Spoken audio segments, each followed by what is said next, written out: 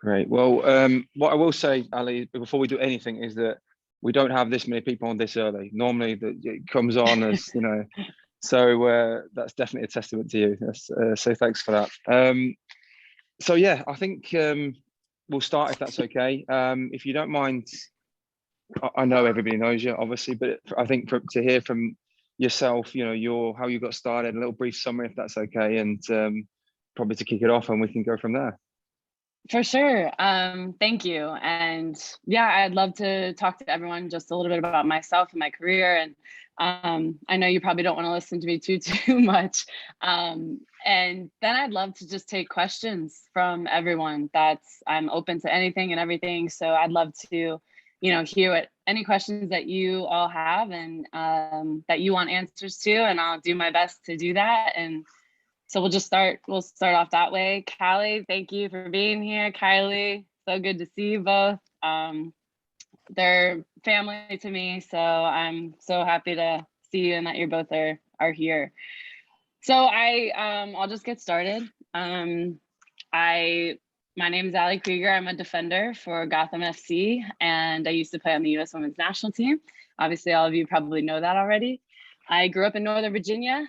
I played club soccer starting at 7 years old. But before that, I played indoor soccer 5 and 6 years old with my brother, chasing him around the indoor facility on the Cosmos was our team name. So I got my start just by having two active parents who lived a healthy lifestyle, who were also athletes. So I was kind of brought up in that environment right away. And my dad ended up being my soccer coach. And so I started playing on a girls club soccer team when I was 7. And we were called the Prince William Sparklers. I grew up in Northern Virginia. I went to elementary school there, middle school, high school. And then about 8 of us on my club team stayed together from age 7 to age 18. So I was fortunate that, my dad was able to mold us into good players at a young age. And we had such a fun time going to, the state tournaments, the regional tournaments. We actually won regionals, I think when I was 16 in 2000. And we got a free trip to visit Chelsea FC over in England. I don't know if they do that anymore, but we had an amazing opportunity to go there and have a week training with their youth club coaches and kind of, explored that whole experience. But besides that, I got to high school, and that was kind of when I started to get more serious about soccer. I knew at 11 years old when I was watching the 99 Women's World Cup that I wanted to be exactly like those players. I wanted to be a professional footballer. I wanted to play at the highest level. I thought they were so inspiring, so strong, and just had something in me that was kind of an aha moment watching them play in the 99 World Cup, that I was telling myself, okay, this is this feeling that I have, and the love of the game and how passionate I am. I want to be them. I want to play just like them. I want to be in this atmosphere. I want to play on that field. I want to wear the red, white, and blue, and I want to represent my country. And so I think from 11 years old through high school, that's when I started to really start focusing on, okay, this is something that I could be good at if I really train hard and mentally prepare every day. And I started focusing on playing well every training that I had, every game that I had, and ended up really loving it. I in high school or middle school and high school, I also played 2 other sports. I played basketball and volleyball, which I think really helped a lot of my skill set for soccer. So I really loved learning different footwork skills and different transitional skills that I learned in basketball. And I tried to apply that to my soccer, my soccer ability and my quality. And it actually really helped. And so I encourage anyone who is on the fence about playing, a couple sports in high school or middle school that, you should do that, because some of those skills I learned, I could apply to soccer. And that kind of helped separate me from a lot of other players at the time. I know timing and I know schedules, kind of hurt that here and there. And coaches might not want to hear that. They want a lot of players to just play one sport. But I felt like it, I wasn't burnt out by just playing one sport at the time. So I really loved it. I love team sports a lot. And so that's what kind of helped encourage me to play more than just one. Anyway, through high school, my senior year is when I got Virginia State Gatorade Player of the Year. And so at that moment, I knew that I was actually decent at soccer, and I could possibly make this a thing. I could possibly go on to the next level, which was college, and really continue getting better. And so my focus kind of changed through high school when I started getting kind of these accolades and this validation that I was good enough for the next level. So I moved on to deciding on going to Penn State. It was between Penn State and Wake Forest at the time. And my parents did help me decide that. It was pretty late back then, back in 2003, when, you didn't have to decide so early, which I appreciated, because as a freshman, I was just a lot different than when I was a senior. And the way I developed within those few years was pretty critical to my decision. I ended up going to Penn State, and luckily got a scholarship. And I, spent my whole life in Virginia up until then. And at age 18, I wanted a new experience. I wanted to, be challenged and kind of live in a different state and have, different friends. And a lot of my friends from high school were staying in Virginia and going to different schools there. And I just wanted to get out. I wanted to have a new experience, and I was fortunate enough to get a scholarship. So money at the time didn't matter. And I continued to play there and, roll my sleeves up and get after it. It was really difficult because the game was a lot different. The speed of the game, the mentality of the players. And I was just kind of thrown into the fire as a freshman. And I needed to make it very difficult for the coaches to ignore me in order to continue to play. So I wanted to do everything I could to make the coaches proud, make my family proud. And so I really got to work, trained really hard, ended up starting as a freshman, and tried to make as big of an impact as I could. I ended up helping the team win 4 Big Ten championships and getting All-American honors in 2 different positions. And it was a great college experience. Of course, school was always first, so student always came before athlete. But all in all, I had a great college experience. I can't complain. But through those experiences, there was also a couple tough times. So there were injuries along the way. Obviously, the sport that we love to play, there's always a risk. And I unfortunately, I think 3 days before my junior year, the NCAA tournament, the first round, I got tackled in practice. We were playing the men's club team, just preparing for that Friday night game. And unfortunately, I got tackled in that game on that Wednesday night, ended up breaking my leg, and kind of went through a really difficult time. So throughout, my career and all of those like great times, there's obviously a little bit of a risk. And so you kind of go through some tough times as well. And so it's not always easy, but you have to fight through that adversity. And I got through that time, and obviously missed the Final Four. I was physically there cheering on my team, and now kind of in a vocal leadership position rather than a physical leadership position on the field. And just fought through that and came back my senior year. I was fortunate enough to get back from that injury and continue my senior year and play. We made it to the Elite Eight, and then that actually led me to the youth national team. So I was really grateful for that whole experience. It definitely gave me a platform to continue my career, and I did the best I could in college in order to make it very difficult for the national team coaches to ignore me, at least the youth ones. And so I made it to the U23 team. And in 2007, I believe, that summer, we went to Vasa, Finland for a tournament. And that's where a lot of European coaches had seen me play. After that tournament that we won against Germany, I think we beat them 4-0 in the final. I got a call from an agent over in Europe who was a family friend of mine. And he had said, hey, would you like to come try out for a couple teams? There's a few coaches that saw you, a few scouts that saw you during the tournament. I said, for sure, I'd love to just go play, because we didn't have a league when I graduated college in 07. We actually, it had just folded. The USA League had just folded, and we didn't really have any options. And I knew that I wanted to continue to get to the national team level. And I figured, well, I have to play in order to do that. I can't just play pickup with some of my guy friends from high school twice a week. So I decided to go overseas and take an opportunity. Of course, it was a week-long tryout, and I ended up going to Frankfurt, Germany. And I went to Frankfurt after school, and I showed up with 2 bags by myself and my luggage with me, and I landed on FFC Frankfurt in the Bundesliga, in the women's league over in Germany. And I tried out for the week. I made the team, and I'm actually sitting there playing with 7 of the German national team players who had just won the World Cup in 07.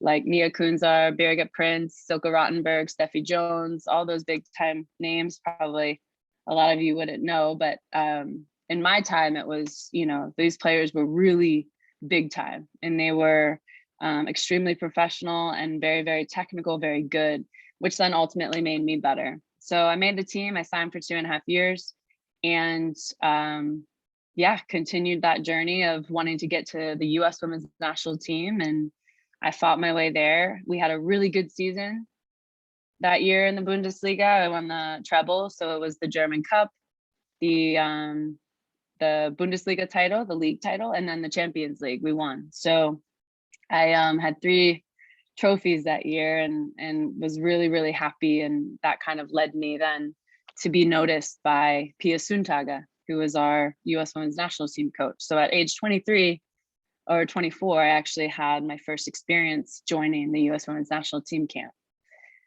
And that was in 2008, prepping for the Olympics. Unfortunately, I didn't make that team that year. I was an alternate. But luckily, I continued to work hard, continued to play. I stayed in Germany for 5.5 years, and ended up getting called back into the national team after the Olympics. And then from 2010 until 2020, I was, on the women's national team. And I'm sure, as all of you know, we've had 2 World Cup wins. I've played in 3 World Cups, 2011, 2015, 2019. We won 2 of those, and then got to the final in 2011. Unfortunately, lost to Japan. And then in 2016, I went to the Olympics as a first-time oldest Olympian on the US women's national team. So it's been a wonderful ride. I've played in the NWSL for the 10 years. I've played professionally for 16 years.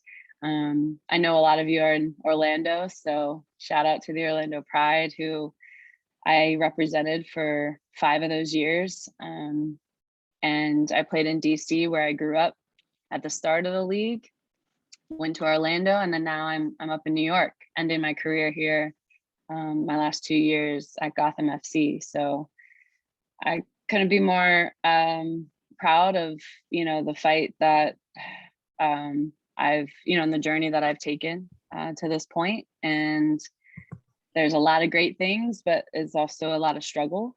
But it's the best job in the world. And ultimately, taking that risk to go overseas, for me at the time, we didn't have a league, led me to my dream job of being on the US women's national team. And so this has been such an amazing experience. I've learned so much along the way.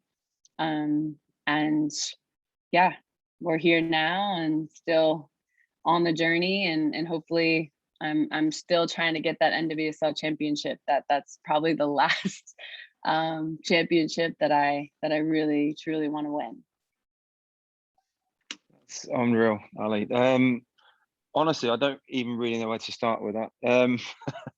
Obviously, I looked on the internet, and went through the honors, and it just kept going and going and going. 2 times World Cup winner, 100 plus caps for the USA, Olympic gold medal, Champions League winner, Bundesliga winner. So, I mean, that must be a dream come true to that, from when a young girl starting in college, going into Europe, and to achieve that. So I guess what's the highlight of that? Because there's so many to choose from. What's the Yeah, great question. I actually think the 2011 World Cup, where I had just left Germany and decided to go home because I wanted to be with the U.S. women's national team full time. And at that point, we had contracts with the national team, so it was difficult to continue to get called in if I wasn't, physically in the United States, which was a little bit unfortunate. That's a whole nother story. But I think it was then where I could go back to Germany in 2011 for the World Cup, and kind of everything just was full circle for me.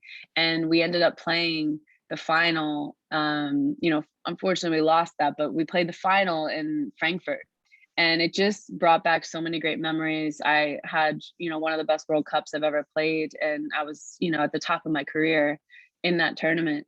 And I think that game, the quarterfinal game against Brazil, that I'm sure, I don't know if a lot of you are probably born yet, but we beat Brazil with a man down for 54 minutes of the game. And that was the game that we went into overtime, and then we had extra time. And in the extra time, Abby actually scored that tying goal that led us to the penalty kicks. And so it was that game and that World Cup was, World Cup that I'll obviously always cherish, because it was back in Germany. And it was the first time I was really representing the United States. And I was just so proud and so honored to be a part of that tournament and that team that actually changed women's football, not only in the United States, but around the world forever. I believe that there were so many people watching back home, and we didn't even realize the type of, inspiration we were, and all the passion from everyone watching that loved the game just as much as we did. I think that kind of set a spark in everyone that loves football, and really started to engage a lot of our fans. And then that was kind of when everything started to get better and better for us. With, female footballers around the world. That's amazing. I'm just gonna ask one more question, because I know that we're gonna have a million questions on here, and I don't want to waste the guys' time. Was it hard to, I know you said there wasn't a league in America, but was it hard to move to Germany? What was the hardest challenges that you faced?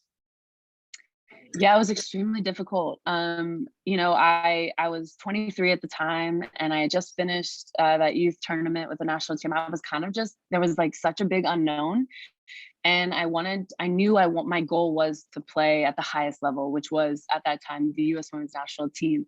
And, we didn't have a league. And so I said, well, what's the worst thing that could happen is that I could just end up coming back home and it not working out, and I'll just take another path and I'll figure out another way. It doesn't have to be this way. I can easily, find something else that can help get me there.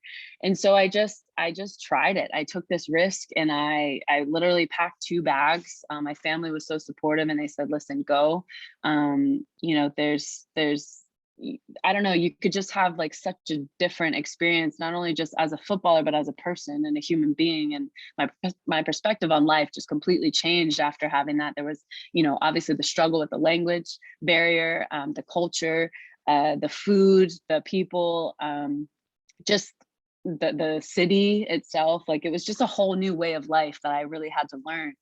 And I ended up just saying, listen, I'm going to immerse myself in this culture. I'm going to immerse myself into the team. I'm going to give everything I have and try to learn as much as I can, because that's, how you can grow the most. And when you're in those uncomfortable, positions and uncomfortable situations, that's when you learn a lot about yourself. And I think that is when you grow the most. And so I just kind of jumped in, and I said, I'm going to try to swim in this situation. So I started to learn the language, obviously within my teammates, but I ended up going to school 3 times a week, 3 hours a day, and really tried to, learn everything I could. And I also had nothing else to do. And so I think that was really encouraging for me. And I met friends throughout, along the way. I got really close with some of my teammates. I obviously learned a lot too, because I had a whole different style of play. The American style is just kind of like who's fitter, faster, stronger, who's running and high pressing, and you're running around sometimes just like all over the field. And in the European style, it was more like, okay, take a breath. Like, you have a lot more time on the ball. It's a little more technical. and tactical. I felt like I just learned a different style that I could like mix the two and be my own. And I think that's what was attractive about me as a player, opposed to a lot of our American players. And that's kind of why I think that the coaches had called me up initially, because I kind of had that different style and just kind of merged the two and made it my own. And so, not that the game now isn't technical, because I think the game's changed a lot in the US. I think the players have gotten so much better, so much more technical. We're trying to like, pass and actually keep possession often, but it's still that high press mentality. And it definitely gave me a new perspective on life, a new perspective on just different cultures and languages. And ultimately, I had one of the best times in my life. That's fantastic. So I'll open it to questions now. Madison's got some in text. So ladies, if you want to put it in the text, that's fine. And if not, if you want to raise your hand on the screen, which Aubrey has straight away within 1 second, well done. Then I'll come to you as well. So we'll start with Madison. Madison's put, what makes you enjoy soccer and why? I love soccer because I'm so competitive and I love to be a part of a team. I love to play with other players and other players who are better than me in order for me to compete and get better myself. And so I just enjoy the challenge of it all. I enjoy getting out there and trying to break the opponent down and find their weaknesses and use my strengths in order to do that. So I think it's just a really enjoyable game for me. I don't necessarily love the running of the sport, but especially as I've gotten older. But I really enjoy being around a team. And, one of the best things about my career and playing the sport that I love, and I'm sure, Laura, you feel the same, is that, you start building these lifelong friendships with people and your teammates. And so that's something that I feel like is one of my favorite things about football, is that I build these lifelong friendships that now I have forever. And so that's just something I cherish tremendously. Absolutely agree. Madison's also asked, typical, I get asked this question a lot, but whoever comes on, always the similar questions, but this one in particular is, did you choose to play defender or did you just get put there? I mean, I just actually got put there. I tried when I was young and when I was all of your ages to learn every position on the field, because I think it's important to understand relationships and understand tendencies, understand personnel, and how your teammates tick and what makes them be their best. And so having a good understanding of every position and what's the responsibilities of that position, I think is really important, because then that makes you a better team. Understanding those certain roles and responsibilities and principles in every single one of those positions is extremely important to have success. And so when I was your age, I was playing every position on the field. And then I started to, in high school, in my club team, I played the number 6 or the number 8. And so I was started out as a central midfielder, and I loved it because you're a part of every single play. You're attached, to every line and just involved in almost every single play. And so that was really fun for me, and I could go into the attack more. And but when I got a chance for the national team, I actually got pushed to right back. In college, one of our center backs actually broke her ankle, and we actually had an extra 6 central midfielder who could play. And so they said, Ali, I need you to move back to center back for this tournament. And I said, okay, no worries. Like, that's totally fine. Ended up actually doing really well there. And that was one of my All-American honors actually that year as a defender, which was really shocking to me at the time, because I had really never played there. But anyway, I played there. And then with the national team, Heather Mitts was actually injured in my first call up. And so she played right back for the national team and was a mainstay for many, many years. And that tournament they were trying to find, or that camp, they were trying to find a replacement and to see if, who could fit and whatnot. And so they kind of pushed me out to right back. And I actually really enjoyed it because I didn't mind defending. As a number 6, you also defend and you attack. And so at the right back position, it's obviously a little bit more demanding. But I love defending, and then I'd be able to be into the attack. And so it was the best of both worlds. And I really, I really enjoyed that. And so that was kind of how I got pushed out there. Okay, thanks for that, Madison. Aubrey Levetzi, did you mean to put your hand up, or would you like to be our first question? Yeah. Hi. Hello. So who is the hardest? Who is the best attacker you've gone up against? Was it overseas or here in America? And why were they the best? Great question. There's probably a few over the years, like the Birgit Prince or, Megan Rapinoe and Alex Morgan. But I do think that Marta was probably the best attacking player, most skillful that I've ever played against. And rightfully so. I mean, she got, 6-time World Player of the Year. And so they all have different tendencies though, and different strengths. And so it's hard to just pinpoint one. Abby is also very difficult because of how big she is and strong. But yeah, I think Marta was pretty, deceptive. And so that's what made it very difficult to defend her. Good question. Good question, Aubrey. Thank you. All right, Ali. Nina's put, how do you stay motivated? I'm guessing this means as you continue to winning things and progressing, obviously, because I guess it could become harder to stay motivated. Right. Yeah. Good question. I stay motivated from different things. I really love the competition. I love to get better every day. I love the challenge of the sport. I love to have players try and run at me and beat me. I'm just that competitive. I'm motivated because I'm a winner. And I want to win every game. I want to win every training. I want to win every 5v5 session. I want to win every 1v1, 2v2 session. Just everything is a battle for me in a competition. I just love that. It just excites me.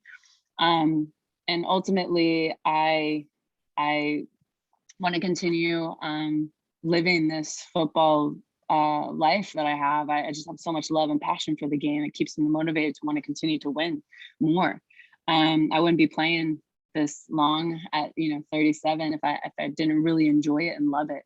My daughter also motivates me to want to be better every day because everything I do is for her and my wife, and that's something that motivates me every day to want to be better because I want to provide everything I can for her to have all the opportunities in the world that she can. That's amazing. Thank you very much. Quinn has asked, how did you overcome your injury?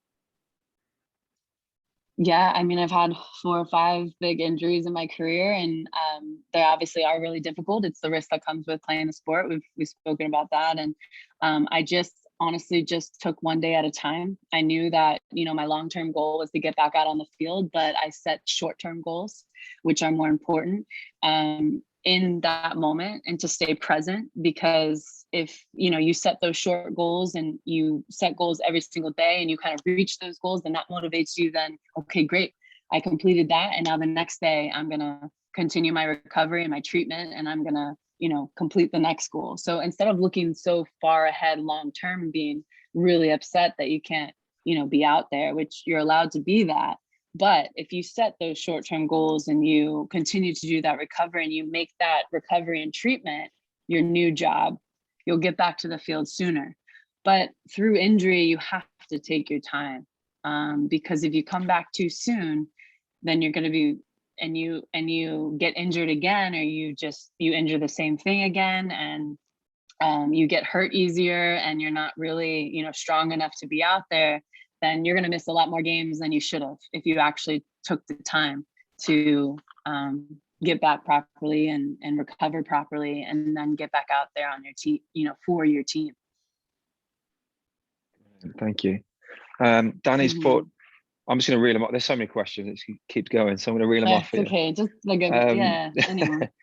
When you were 13, what made you stand out from your peers? I actually played ODP at 13. And I got put on the B team. So I actually got cut from ODP, which was really difficult for me. But I knew that my club team, I knew that, they said because I was too small, that was kind of the excuse. And I was small at my age. And then 15, I kind of shot. I finally had my growth spurt and got a little taller.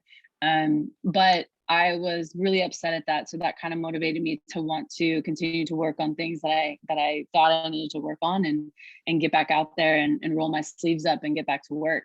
It never, it obviously was really frustrating, but it never discouraged me to continue to play. And so at 13, I was on a very good club team. My club team was better than my state team anyway. And so I was really fortunate to put myself in a situation where I was always surrounded by better players. And that's what made me better, because I had to keep up and I had to swim. And that was what was really important for me, is that I kind of put myself in uncomfortable situations in order to grow, which I was very uncomfortable around better players because I had to keep up and I had to figure out a way to be better. I always would ask my brother to go out in the yard with me too and play 1v1 or kick the ball against the wall and try and, just challenge him to anything. Most times I did beat him, and so he was pretty upset, but then it was a whole nother issue in the house, battling back and forth. But no, I was always wanting to play against him because he was better than me. And so it just was a challenge. And so at 13, I knew I wanted to continue to get better. And so I just worked on things out in the yard, set cones up, just dribble, footwork, passing against this brick wall that I had at my house. Fortunately, I was, it just takes that. You just take a ball out there, you play it against the wall, different, surfaces of your foot. I would just kick it against the wall all the time. I would play him 1v1. I would just, go out in the yard, any space I had. I would constantly work on things. Okay, brilliant. Thanks, Danny. Good question. Got a question from a goalkeeper now. Ali. Oh gosh, you've played. So obviously you've played with some of the best goalkeepers in the world. Yes. So what makes them stand out with their communication? And is there any stories and examples in particular that throughout your career that is, that is of interest to tell? Yeah, I obviously think a goalkeeper is one of the spine of your team is the most important. I do think goalkeepers are the most important player on the field because they can see everything. And in the modern day game, you have to be really good with your feet. You have to be great with communication because you're organizing everybody in front of you. And if you organize everyone in front of you, it makes your job a lot easier. And so communication is the number one thing and component and a huge fundamental of the game. Yes, you have footwork and passing and dribbling and shooting and all the things, but communication is what really helps you be successful. And it makes your job easier when you're organizing players around you. And I do think that from a goalkeeper specifically, you have to be loud, you have to be demanding, you can be supportive, but you have to organize and you have to make sure that you're confident, not only on the ball, but organizing and communicating to your teammates. Thank you very much. Ladies, I'm bored of hearing my own voice. I'm happy to listen to Ali all night, but would anybody like to read their question? I'm just conscious that you've got time with Ali now. Anybody like to actually ask the question in person? Let's see if anyone. There's some in the chat, I guess. Is that what you were reading them? I'm reading them on the chat. Yeah, I'm just wondering whether anyone wants to. Let me see what. Carmen, are you on? I know, not everybody at once, please. Yes. There we go. Would you like to ask your question, Samaya? Sorry. Yes, Carmen, come on. It's Samaya. Samaya, yeah, sorry. Carmen's the mom. Samaya's the okay. So go on then, Samaya. I'm sorry, yes. What is your biggest weakness and how did you overcome it? My biggest weakness. Great question. I guess my biggest weakness was worrying too much about what others thought of me. And I've worked on that a lot throughout my career, because not every coach is going to love you. Not every coach is going to like you. Not every coach is going to play you. And that doesn't, and I had to come to a point where I knew that that wasn't going to define who I was. And that didn't mean that I wasn't still really good at what I did. Or what I do. And so I have that mentality that no matter what coach I have, or no matter, I'm still going to show up and be the Ali Krieger that I want to be, which is confident and consistent every single day, no matter who they choose in the starting lineup, or who they choose in the squad that week, or, if you get cut. I've gotten cut too. I've gotten fired from the national team in 2017 for 2 years, and then I worked my way back. And so there's going to be moments in your career and that, might not be the best, but it doesn't necessarily mean you're still not good at what you do. So I had to kind of have this mentality of, you know what, I'm going to continue to roll my sleeves up. I'm going to continue to get better every day. And I'm going to make it very difficult for these coaches to ignore me. And so instead of getting down and getting sad and getting upset, I just got to work, and I got back out on the field, and I continued to work hard and, have this mentality that I'm going to make it really difficult for them to leave me off the roster. And eventually they did. So. That's brilliant. And what, after everything you've achieved, Ali, like, you obviously believe straight away, because I'm trying to tell the ladies and the boys in the group as well, that seem to have that we're led to believe, obviously, as kids, that the pathway is, straight up. Mm-hmm. There's no Mm-hmm. bumps in the road where we really know it's, zigzag. It's everything like that. So yeah. Even after everything that you've done, you still had enough in you to think, I'm not finished yet. I'm going to go back and I'm going to prove them wrong. Mm-hmm. And so, because obviously some people sit there, feel sorry for themselves, and others don't. It's amazing. Yeah, it is difficult because, I'm sure, as it's, not every coach is gonna, appreciate and value you. And I understand as players, that's what we want. That's what we need. And that's what we want to feel when we're within a club and we're within a team. You want to feel valued and appreciated, but that doesn't mean you're still not good enough. Because coaches sometimes have, just choices that they make. And it has nothing really to do with, say, how you're playing. It could be something completely different. That's you having to, ask those right questions in order to get that feedback, in order to then apply it to your game and go back to the drawing board and get better. So I think that, those bumps in the road and those struggles is what makes this journey so great, because you grow through those moments. And I know it's very difficult at times, but you have to go directly through them. You can't go around them, over them, under them. You have to go directly through, and you got to roll your sleeves up and get back out on that field and continue to train and continue to play and continue to get yourself better, in order to then prove and make it very difficult for them to ignore you the next time. Absolutely. That's brilliant. She's going to hate me for this, but let's have a look. Kira, either yourself or Brenna, would you like to come on and read your question? Only because I think it's a really good question. So if you would, a very mature question. So if you'd like to come on and ask the question. Yeah. So my question is, sorry. That's okay. If you went back in time to like when you were younger, what would you tell your future self? Well, your younger self. Sorry. Yeah. No, good question. I would go back and tell myself to only control the controllables, and only control my work ethic and my attitude, because everything else is obviously out of your control, and you can't worry about things that are out of your control. And I would also tell myself to only surround myself with people who are going to lift me up higher and who are going to support me in my journey, because those who don't, and they just want to bring you down, and they want to say nasty things, then it's not worth it, because that has more to do with them and very little to do with you. And so those are probably two main things I would say to myself. Excellent question. So, ladies, whoever came up with it, Kira, was it you or Brenna? It was me. But that's all me. Well done. Yeah. Read a couple of these ones. Jeff Spot, how important is it for players to work on skills outside of team practices? It's extremely important.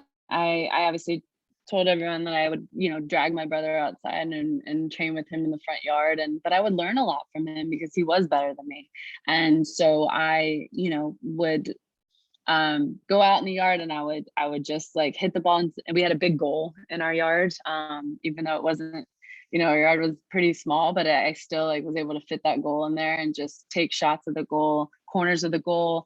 I would play a game where I would, just shoot it at the goal at different levels. And then we had like a brick wall, like right near my garage. And I would just take the ball out there and just hit the ball, 1 touch, 2 touch, just different surfaces on my foot. I would obviously juggle, and just apply some of the things I was learning in training and right outside. And it wasn't every day. You obviously have to give yourself a break. I mean, I think you can train as much as you want, but then I think 1 day a week, you really need to give yourself a day of rest and a mental break, because if not, you could burn out so easily. And it's really important to kind of take that day mentally to just be with your family, your friends, do things that you want to do, or just rest, let your body rest. I know you're all really young, but that's something that I wish I would have done a little bit younger. Brilliant. And Kayla's put, do you remember what the college scouts initially noticed you for? Obviously a very talented player, but was there something in particular they picked up on? I think I was super dynamic and quick. I had a decent first touch at a young age, but I was always wanting to get on the ball. I was always trying to be an option, especially playing the center mid position. I was always trying to get on the ball and switch the point of attack. And I had that confidence on the ball too. I was always showing to try and receive it, because your teammates also want to play to players and teammates who want the ball as well and want to do something good with it. So I was always trying to show for my teammates and help my teammates look good too. So I would always just be an option in that middle of the field, and then get into the attack as much as possible. So I was always trying to start that and ignite the team with just the style that I could bring. Great, thank you. Promise, put if your head is, I guess she's put, if your head is down in the game, so if it's not going well as a team, how do you find the motivation personally to keep going, whilst you may be 2-0 down and things aren't going right, etc.? Yeah, that's a great question, because at times you get deflated right when a goal happens, but that doesn't mean that there's not still enough time to win the game. So the mentality that I have personally, and that obviously the U.S. Women's National Team have, we think we're going to win every game, no matter if we're down 2-0 or not.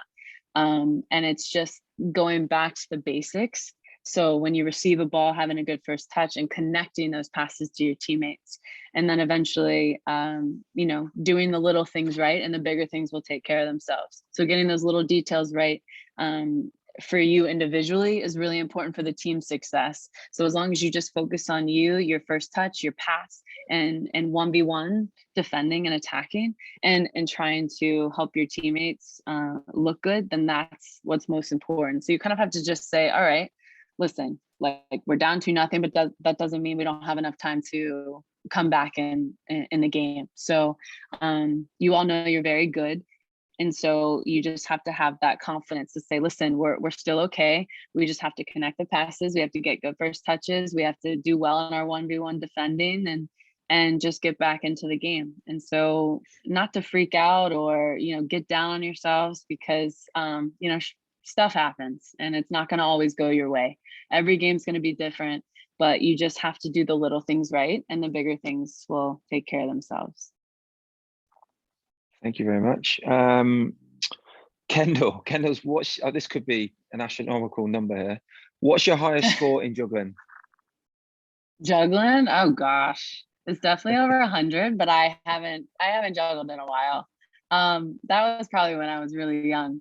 But yeah, it's definitely over 100. One of my teammates actually got like thousands, and I was just too busy to be doing that.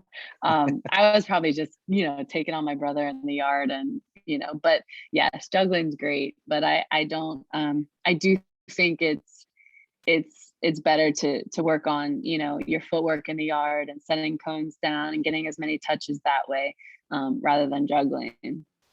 Because I know some of the best players in the world can't juggle at all.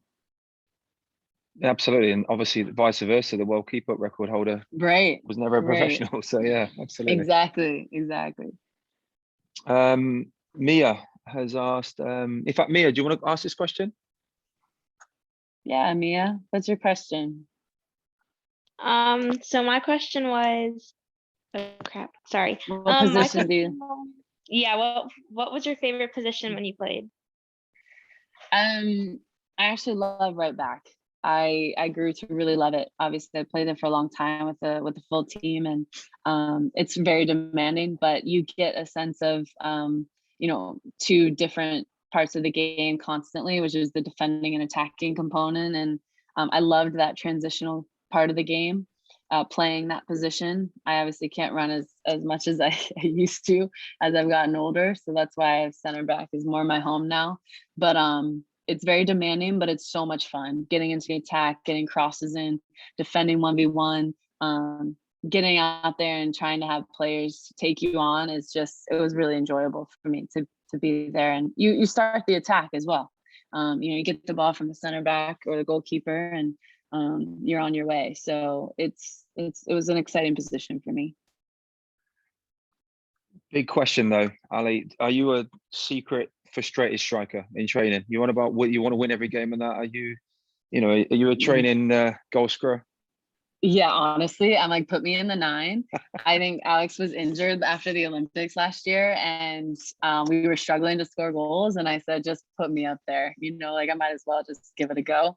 But yeah, 5v5. If I lose 5v5, I don't stop thinking about it until the next training session. I'm one of those who's like devastated.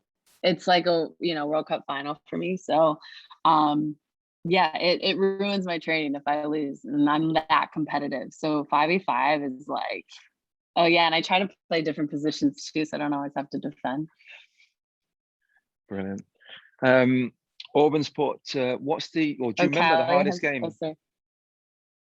The hardest game? Yeah, do you remember? Probably, yeah. Gosh, there's been really tough ones, but the most demanding game.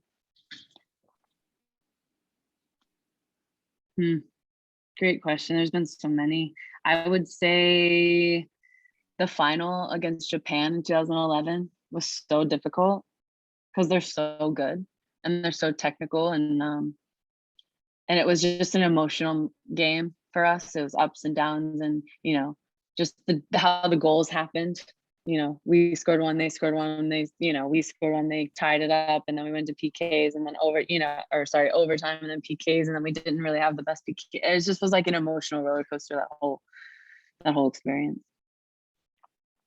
Okay, brilliant. Would anybody like to come on and ask a question? I've got some. Oh yeah, Callie has a question, I think. Lori, I would like to say something. Can you hear me? Go for it, Callie. Yeah, of course, go for it. Listen, girls, one thing I want you to know about Ali Krieger is she sits here and she's telling you about how she played this position and her favorite position is right back. She has failed to mention that she was FIFA top 11 best right back in the world. You were talking to the best right back in the world. So she's very humble. She is an absolutely better person than she is player, but just please know she has failed to tell you she was the best right back in the world. Sorry, Ali. Yeah. No, thank you. It's okay. That's your agent right there, Ali. Okay. Yeah, I just feel like, throughout my career, a lot of my teammates have made me look good too. So, it's about, individual success, but also you're on a team for a reason. And so, it's your success is your team's success, right? And your team's success is your success. And so you never want to put yourself before the team. And you always want to do your best so that the team can be successful. So you always have to remember that. Brilliant, thank you. We'll get to the last couple. Maddie's got a hand up, which is great. So Maddie, would you like to come on and ask a question? Yes, I do. My question is, whenever you were down and like you couldn't, like, if you were sad or mad or anything, who would you rely on the most? Yeah, great question. Your teammates, honestly, the players around you, you have to pick each other up. You're not always going to have the best day. And there's a group of players that might be off that day. And normally they're, not. And that's okay, because you can't play at one level your entire career. Like, I've had games where I've just been, I wouldn't say awful, but just an off day. Maybe you're kicking the ball out of bounds more often or giving the ball away to the other team more often than normal. And that's going to happen. But it's then having that mentality to say, okay, it's all right to make mistakes, because that's what training is for. Make as many mistakes as you can in training so that you can perfect it in the game. But you have to then just look at your teammates and know that they're there to support you and they're there to make you better and make you look good. And you're all out there together lifting each other up. And so if you see, one of your teammates is not having a great day, or you're not having a great day, lean on your teammates and in those moments, and understand that could just be a bad day, but it's not going to be a bad career. So you're allowed to make mistakes. And I just want everyone to know that it's a long journey, and there's going to be ups, there's going to be downs, and it's the way you react to those mistakes that will continue to keep you playing at this level that you're at. Thank you. I've got to say at that point, just cut in, Maddie asked what, if you get mad and that, you mentioned about losing and hating to lose. We've got a couple of people on this call, without mentioning names, but maybe Maddie and Kira and Kat, if she's on there, a few. Anyway, exactly the same. Do not like to lose. You try and break them down during training, and they just don't see it. They've got the red, rage, and they just want to win, which is a fantastic quality. But it's obviously. Thanks for calling us out, Coach. I said I wouldn't mention names. Don't worry about it. Yeah. It's not like it's recorded or anything. Don't worry about it. Yeah. But yeah. So we've got three, at least three little Ali Kriegers. Yeah, it's I appreciate that so much. You need those players on your team. You need those players sometimes that are seeing red, but a controlled chaos. It's really important to kind of have that competitiveness, because you need that in order to get to the highest level. Because if it's between me and you, you're gonna lose. So if you have that mentality, like, of those, getting that extra 2% above your opponent, then that's gonna take you a long way. And so, but you have to also have that in a controlled way on the field. So you're not running like, starting to just go off on your own and start tackling people and going crazy, because ultimately, once again, you have to bring it back to, how can I help the team be successful? So you have to keep that attitude in check. You have to keep that controlled mentality of competitiveness in check in order to then, have a good game. See, Maddie, so when we did the summer camps last year with the one bounce World Cup final, me and you're going down. Okay, you're losing. Okay. That's wow, why. Coach. That's a life lesson, all right? That's called talking smack. We'll see, Coach. We'll see. We'll see. Nina, would you like to unmute yourself and ask your question? Yeah. At what point were you at your lowest, and how did you overcome it? Yeah, I was at my lowest in I'd say 2 different times. One, I missed out on the 2012 Olympics because I tore my ACL, MCL, meniscus during the qualifiers that year, and we had just came off the 2011 World Cup, and I was playing the best football in my career, and it just got all taken away at once, and I was devastated. I was so upset because this was the Olympics. This was, a brand new tournament and an opportunity to win a gold medal, and I was yeah, I was devastated, and the team was devastated, and the coaches, and yeah, it was really hard to get through that because you never know if you're going to come back. So every time you put on that jersey, you have to take pride in that, and you have to have the willingness to give it all, because you never know if it's going to be, you know, another opportunity or another chance to do the same. And so also in college, I suffered a pulmonary embolism, which is just it was just multiple blood clots in my leg and in my heart and lungs. And I suffered that. I didn't mention it when I first was talking because it's a whole nother story, but I suffered that from my broken leg. And I was flying and taking medication at the time. And also the surgery itself was a perfect storm for that to happen. And so I never knew if I'd be able to play soccer again. And I was on, you know, in the hospital for 8 days. And this was the spring semester of my season in junior year. And I kind of was sitting there and had a whole new perspective, was unsure if I would ever be able to play again, would ever be able to jog again and run. And so that was a devastating time. But I just, like I had mentioned, when you do have an injury, you just take one day at a time. And it's very difficult to not look so far ahead, but you have to just take one day at a time and set little goals and short-term goals for yourself in order to complete those and then move on to the next. And I spent a lot of time in treatment and recovery and, you know, doing my rehab and surrounding myself with good people and my teammates in order to kind of get that motivation to continue to you know, continue to get better. And that's just kind of my advice to you through injury. And when you're having a really difficult time, just surround yourself with people who are going to lift you up and people who are going to inspire you and hold your hand through those difficult times. Thank you very much. So we do 3 last questions because I've already lied to you, Ali. I told you 40 minutes and we're at the hour mark. So I'm conscious of your time. Thank you. That's okay. One's a non-soccer question, so I always think that's good as well. What did you major in college? I majored in the communication school, public relations and advertising. You sound far too intelligent to be a soccer player. Yeah. Boring. Okay, brilliant. And last 2 questions we'll go to in person. Kaylin, would you like to unmute yourself? I know you said you played other sports as a kid. What sport benefited you the most in soccer? Great question. I think both equally. I feel like basketball is kind of similar to soccer in the sense that it's a transitional game. There's obviously a smaller court to play on, or and obviously less amount of players, but it's the same kind of game where you have the attack, defense, and transitional moments. And so I think that is and you're actually going to the basket and, in our sense, a goal. So it had some of the similarities to that. And so footwork skills were important, hand-eye coordination, depth perception, all the things were really important. And then obviously playing on the team.